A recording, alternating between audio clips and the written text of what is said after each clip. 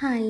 இன்றைக்கி என்னோட 2 year old பேபிக்கு நான் செஞ்சு கொடுக்குற பம்ப்கின் பீட்ரூட் சப்பாத்தி எப்படி செய்கிறதுன்னு பார்க்கலாம். இந்த எல்லோ பம்ப்கினை தோலை ரிமூவ் பண்ணிவிட்டு குட்டியாக கட் பண்ணி எடுத்துக்கோங்க. கொஞ்சமாக பீட்ரூட்டு நான் துருவி எடுத்துக்கிறேன். பீட்ரூட் துருவும்போது சீக்கிரமாக ஸ்டீம் ஆகும்போது வெந்துடும். இது கூட நீங்கள் கேரட்டு, ப்ரொக்கோலின்னு என்ன வெஜிடபிள்ஸ் வேணாலும் ஆட் பண்ணிக்கலாம். ஸோ ஸ்டீம் பண்ணி எடுத்து ஆற வச்சு மிக்ஸர் ஜாரில் போட்டு அரைச்சி எடுத்துக்கோங்க. அதுக்கப்புறம் நம்ம ரெகுலர் சப்பாத்தி பண்ணுற மாதிரியே சப்பாத்தி மாவு கூடவே ஒரு 2 ஸ்பூன் நான் நட்ஸ் பவுடர் ஆட் பண்ணியிருக்கேன். ஆப்ஷனல் தான், உங்கள்கிட்ட இருந்தால் ஆட் பண்ணிக்கோங்க.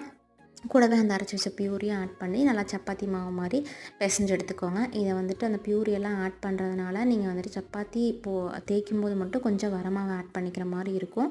ஸோ தேய்ச்சி அடித்து சப்பாத்தி போட்டு பட்டர் இல்லைனா கீ அப்ளை பண்ணி கொடுத்திங்கன்னா ரொம்பவே ஹெல்த்தியான டேஸ்டியான சப்பாத்தி ரெடி ஆயிரும். வெஜிடபிள்ஸ் சாப்பிடாத குட்டீஸ்க்கு இந்த மாதிரி செஞ்சு கொடுங்க, கொஞ்சம் நல்லாவே சாப்பிடுவாங்க. நமக்கும் வெஜிடபிள்ஸ் கொடுத்த திருப்தி கிடைக்கும். இன்னொரு வீடியோவில் பார்க்கலாம். பாய்.